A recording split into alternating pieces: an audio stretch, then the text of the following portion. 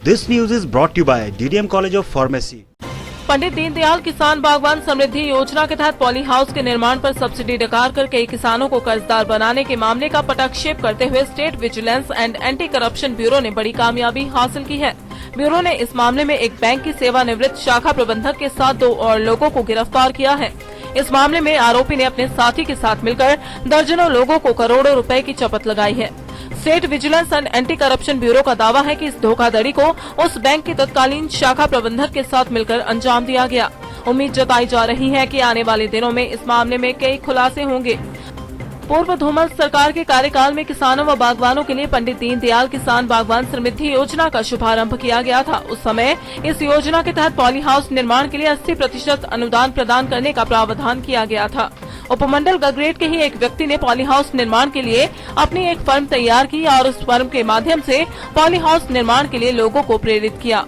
Bureau का दावा है कि उक्त फर्म द्वारा 2-4 पॉली हाउस निर्माण के बाद उन्हीं पॉली हाउस की तस्वीर अन्य कई केसों में लगाकर केस अप्रूव करवा लिए। ना तो पॉली हाउस का निर्माण हुआ, अलबत्ता पॉली हाउस निर्माण के नाम पर सब्सिडी ड्रॉ कर उसे डका लिया गया।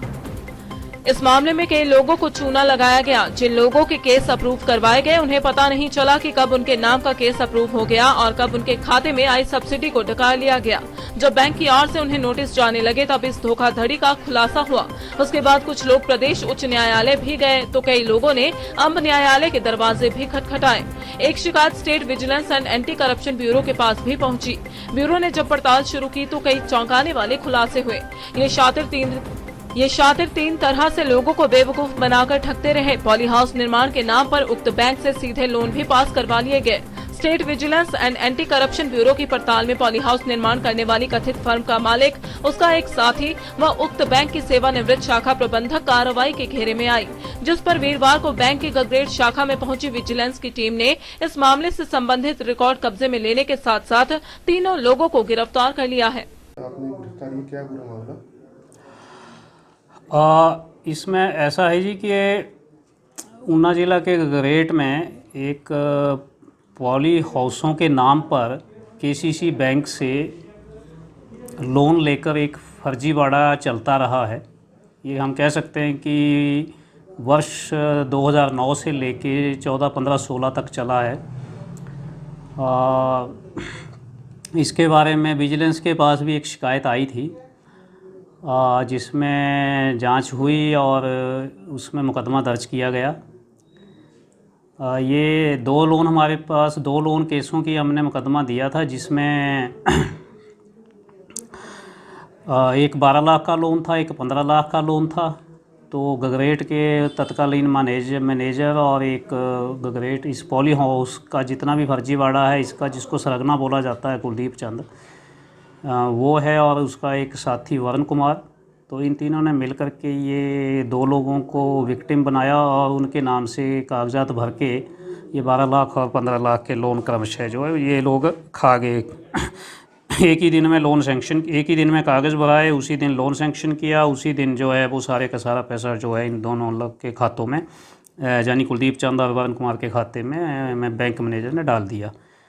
और जो पॉली हाउस थे वो तो कभी बने नहीं, क्योंकि वो जो जगह प्रपोज पॉली हाउस लोन के लिए दर्शाई गई थी कागज़ों में, वहाँ को भी विज़िट किया हमारी टीम ने, लेकिन वहाँ तो बहुत दूर दराज का जंगल पहाड़ी इलाका है। वहाँ तो कोई नामो निशान किसी तरह की पॉली हाउस या किसी भी तरह की कंस्ट्रक्शन का कोई नामो निशान जो है नहीं पाया गया। उस जगह पे एक्सपर्ट्स की भी रिपोर्ट है कि उस जगह पे पॉली हाउस बनाना ना तो फिज़िकली फिजिबल है, ना इकोनॉमिकली वायबल है। तो वहाँ पॉली हाउस बनने नहीं थे, ना ही बनाए गए। लेकिन उन 2 लोगों को विक्टिम बनाया गया और उनके नाम से आज भी जो है वो लोन जो आउटस्टैंडिंग है, एक लोन करीब 17.5 लाख हो चुका है, एनपीए डिक्लेयर है, और दूसरा करीब 21.5 लाख का है, वो भी एनपीए है। तो इन पे जो मुकदमा दर्ज हुआ था वो section 28 29 of HP prevention of specific corrupt practices act 1983 है, एंड आईपीसी के सेक्शन है 409, 420 एंड 120B कॉन्स्पिरेसी। तो ये इसमें ये हमारे पास एफआईआर दर्ज थी विजिलेंस थाना ऊना में। तो उसी की जांच में जो है वो इनको आज अरेस्ट इन लोगों की गई है। कल इनको हम local court Una session court में हम पेश करेंगे इनको। दिव्य हिमाचल टीवी के लिए गगरेट से अजय ठाकुर के साथ मुनिंदर अरोड़ा की रिपोर्ट। जिला ऊना के प्रतिष्ठित शिक्षण संस्थान DDM college of pharmacy Gondpur Baneda upper में बी फार्मेसी के लिए दाखिला शुरू हो गया है। कॉलेज संस्थापिका चंचला देवी एवं प्राचार्य डॉक्टर अमर सिंह ने बताया कि किसी मान्यता प्राप्त स्कूल शिक्षा बोर्ड से 10+2 मेडिकल अथवा नॉन मेडिकल पास विद्यार्थियों हेतु बी फार्मेसी में डिग्री हेतु 60 सीट्स का प्रावधान है, जबकि डीडीएम कॉलेज में इस बार डिप्लोमा इन फार्मेसी कोर्स में शुरू किया गया है, जिसमें मैट्रिक पास विद्यार्थियों हेतु 60 सीट्स का प्रबंध है। उन्होंने बताया कि कोरोना महामारी के चलते विद्यार्थियों को राज्य से बाहर जाने की जरूरत नहीं है, अपितु घर द्वार पर ही बी फार्मेसी की डिग्री एवं डिप्लोमा की सुविधा उपलब्ध है। उन्होंने बताया कि DDM college of pharmacy Himachal Pradesh तकनीकी विश्वविद्यालय एवं पीसीआई से अप्रूव है। इसमें अत्याधुनिक central instrument room, lab, library, classroom के अलावा अनुभवी एवं प्रशिक्षित स्टाफ उपलब्ध है। यही वजह है कि डीडीएम में पढ़ाई करने के बाद विद्यार्थियों की सरकारी क्षेत्र के अलावा निजी क्षेत्र के फार्मा कंपनियों में प्लेसमेंट की राह आसान होती है।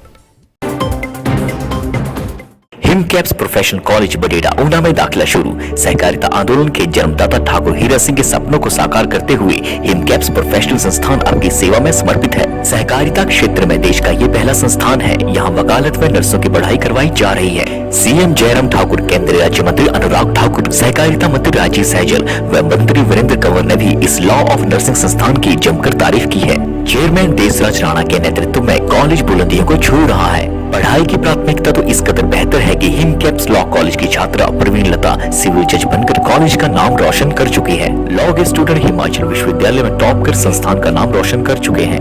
पास आउट विद्यार्थी सरकारी व गैर सरकारी क्षेत्रों में अपनी सराहनीय सेवाएं दे रहे हैं। हॉस्टल, ट्रांसपोर्ट समेत तमाम सुविधाएं विद्यार्थियों को दी जा रही हैं। कॉलेज में बीए, एलएलबी, बीएससी नर्सिंग व जीएनएम नर्सिंग में दाखिला प्रक्रिया शुरू हो चुकी है।